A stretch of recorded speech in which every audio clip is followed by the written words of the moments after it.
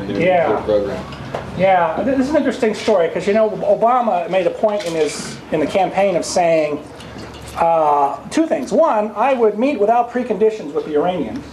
And two, Ronald Reagan talked to the Soviet Union. He talked to our enemies. Well, he left out a step there. Ronald Reagan had intense preconditions before he'd sit down with the Soviets. And he made 4 demands of the Soviet Union that they agreed to. He said, I'm not sitting down. I should back up a step and say all the previous summits with the Soviet Union before that had really been about arms control and some Mickey Mouse cultural stuff. Can we send you a symphony and you send us your ballet dancers or something trivial? Reagan said, when we sit down, we're going to talk about 4 things all together at once. Arms control, human rights, meaning their human rights, regional conflicts, meaning them mucking around in Afghanistan and Central America, and then cultural issues, which, you know, that's a gimme. And the Soviet Union by 1985 was so desperate to sit down with Reagan, they agreed to those terms. Previously, they never would. We're not talking about human rights with you. You know, next subject. They just wouldn't. It'd just be a stonewall. So, you know, Reagan made a mistake with Iran, with the arms for hostages business. But if he were here now looking at the problem in the post 9/11 world, I think he would say the same thing to Iran. We are not going to talk to you until the agenda includes human rights in your country and the region, your support of terrorism beyond your borders, and your nuclear weapons program. And until you're ready to talk about that, we're not talking to you face to face. Call me when you're ready. I think that's what he would do now. And what Obama ought to do instead of apologizing again like he did yesterday, I guess. Anyway, the apology tour, yeah. What? And you know, so much effort was put into taking down that Soviet Union. Yeah. And now you see Putin. Yeah, right. And now this guy, they're coming back. They got the television stations. They got the schools again. They're, you know, it's coming back. Yeah. What? I mean, yeah, it's not the Soviet Union coming back. They don't have. I mean, the Soviet Union really was internationally aggressive in wanting to. You know, I mean, they ran political parties all over the world, funneled large sums of money into Europe for subversion. You know, this country, we now know.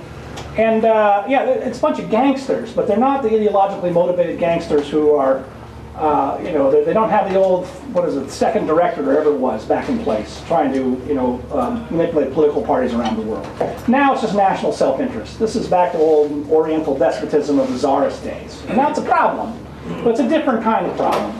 They're not trying to build their military in any significant way. In fact, their trouble is keeping their ships going and whatnot. They're still pretty decrepit. So no, it's a legitimate worry, but it's not the same thing coming back.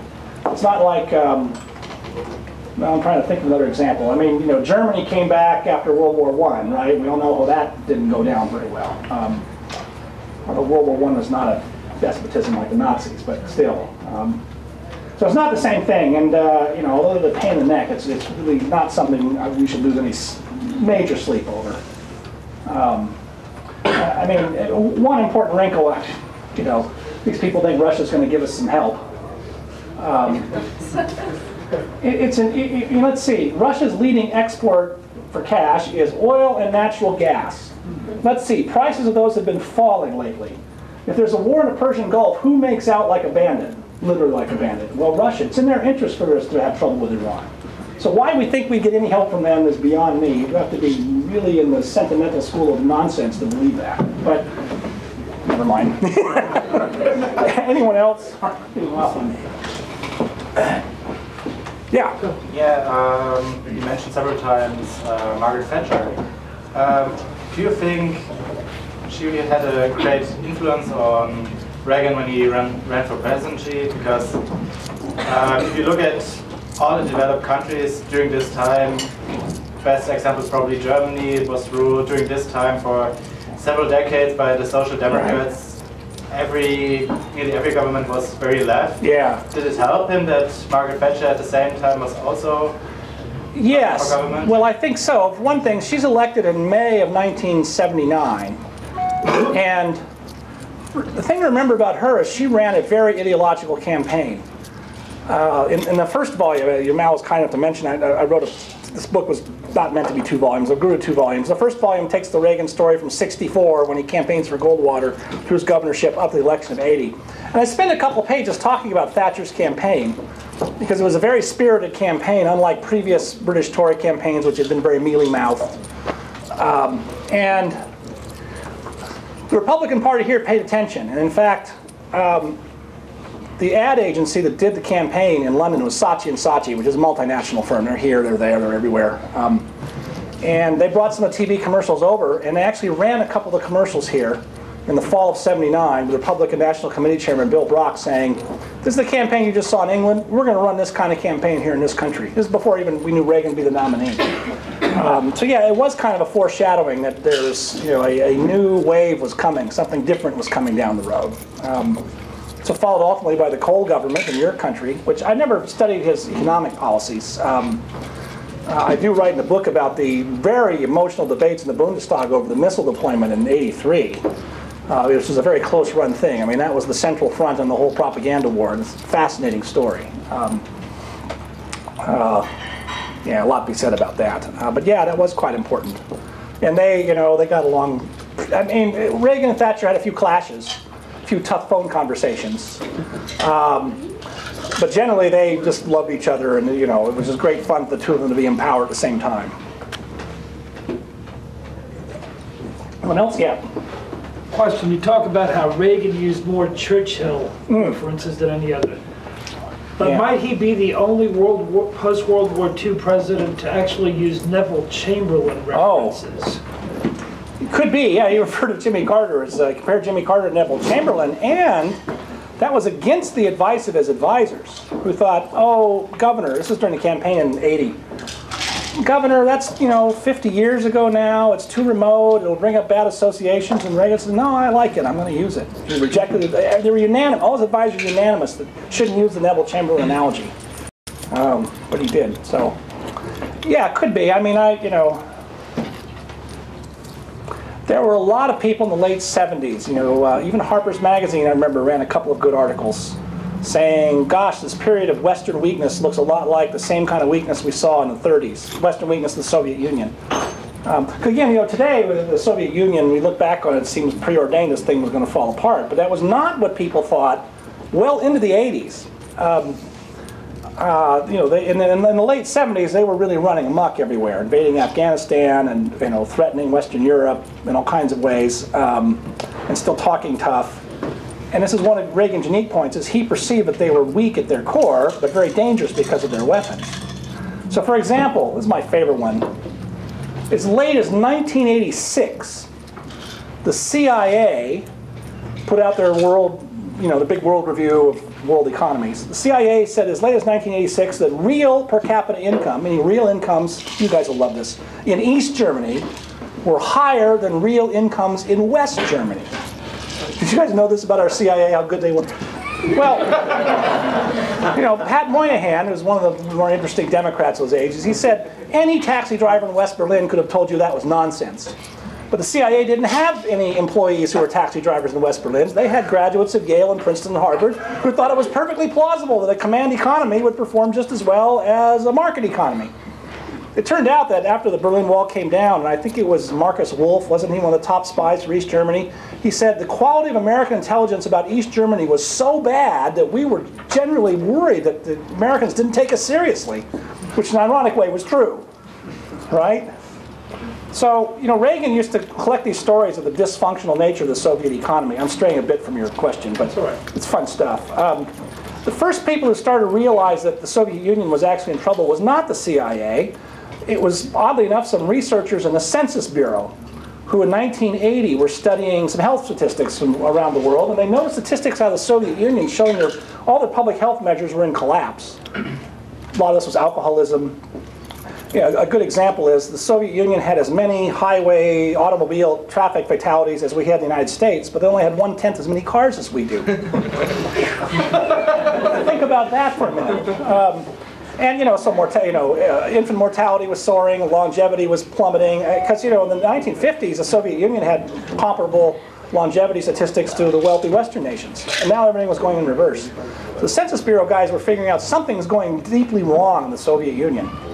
And they included in this report a story out of Moscow that Moscow only had, their public health sector wasn't very good. They only had one cardiac clinic that was on the 5th floor of a building in Moscow that didn't have an elevator.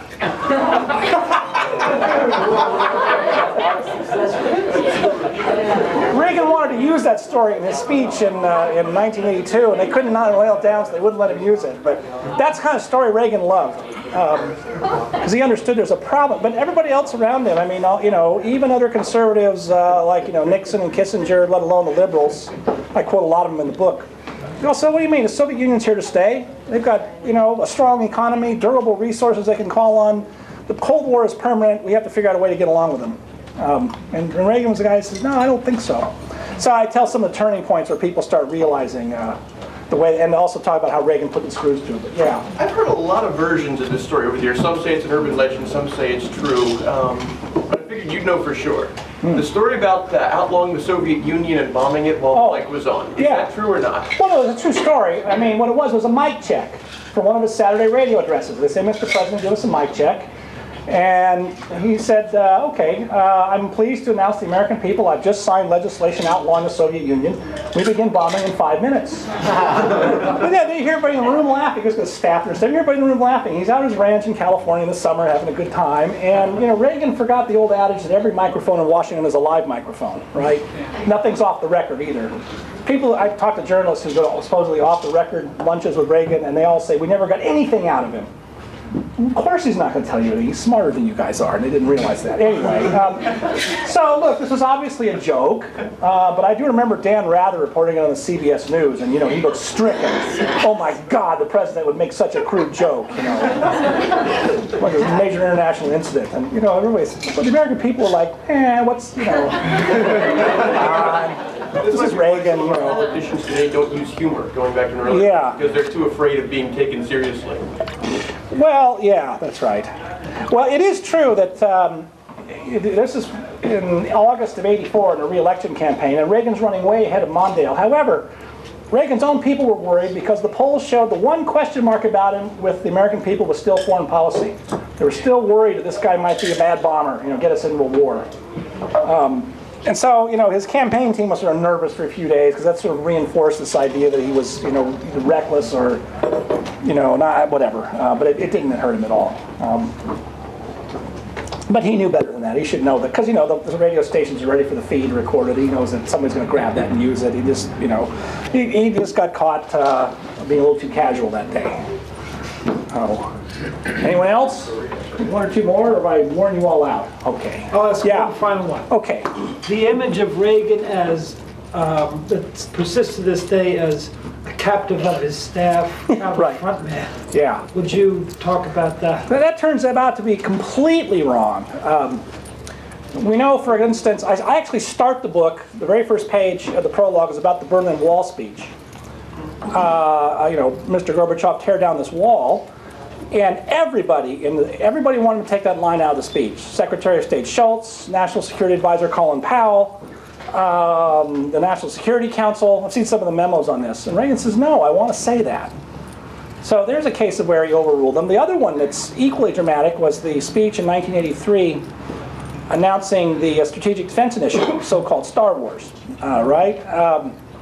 Turns out that, again, Secretary Shultz was violently against that passage, was arguing with Reagan up to an hour before the speech to take it out and why it was a bad idea.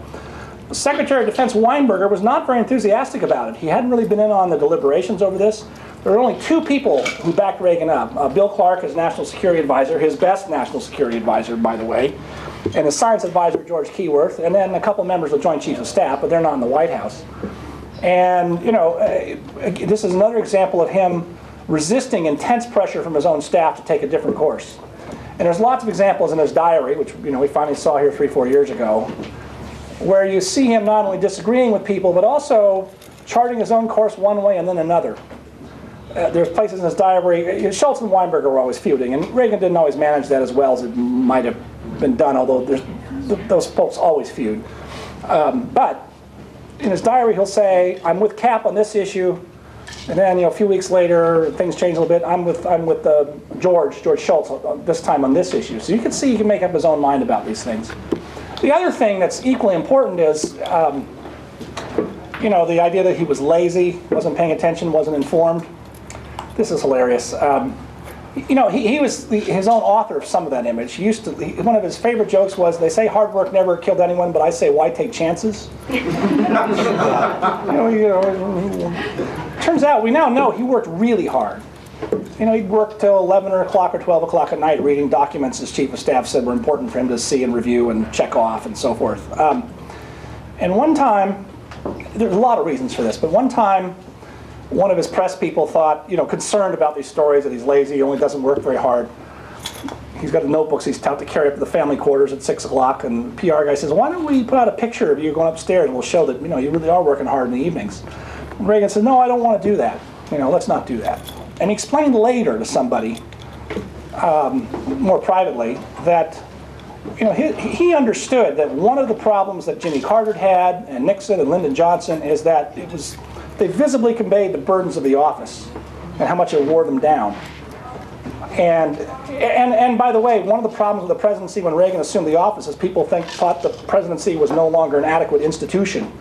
All the liberal ideas were, we need to make the presidency more powerful. This is only a few years after saying under Nixon it was too powerful, right? That's liberals for you. It's never powerful enough when they're president. That's the rule of thumb to go by.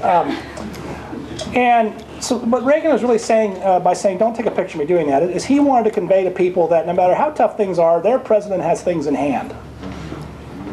You know, and this was part of his self-conscious purpose of restoring the confidence of the people in the presidency itself, and not just him. And terrific instincts about that, but not something you'd ever say openly, see, because that would give the game away. But he was very disciplined.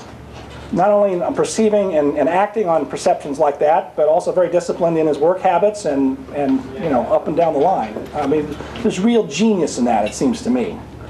But he was so good at it that he pulled it off, and there's a certain amount of deception in this involved, but that's necessary to successful politics. Anyway, that's enough for now. I have 12 copies of the book. That was all I could carry because it's big. And you get them from me for the deeply discounted price of $20, or normally $35 at the high price stores. So I'm happy to sign up if people want to get a copy. You definitely want to do this. And just a couple more announcements. We have some literature from Accuracy in Academia, the American Journalism Center, and our sister organization, older sister organization, Accuracy in Media, over there at the corner. And we thank again the Fusco Foundation for the generous grant which made this and all our other evenings together possible, and we thank you all for coming. Good night.